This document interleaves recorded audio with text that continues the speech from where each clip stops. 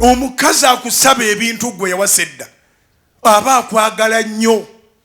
Ekimu ku bayita okuwa ekitiibwa kwe kusaba bye yeetaaga, kubanga asobola okujja nabyo n'omulaba bulabi ng'ataddeko ekiviiri ky'otaaguze n'osirika kubanga era siguwa kiguze. Ekya n'omulaba ng'asibyeko essaawa gy'otaaguze. Ky'obulaba bw'oba okyali mu mikono gy'abazadde bo, bw'oba okuzibwa bulungi nga gy'oli waliyo ddala okulera abaana, tosobola kuba na ssaawa oba sweta oba kiteeteeyi oba kintu kyonna oba ngatto ng'abazadde si be baabiguze. Nze waffe Masaka gye nakulira bwe waali era neewuunya nnyo muno mu Kampala.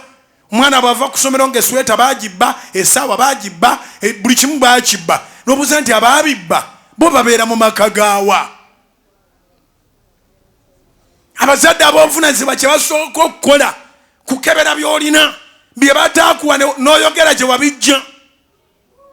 Abazadde bamugayala ng'abaana balina bye mutaagula, olwo omuguluminga babbi ajja kuttira mu nnyumba olw'obuntu obwo obutono bw'olina mu nju. Ali kuba akakumbi olw'ekyapa ky'ettaka.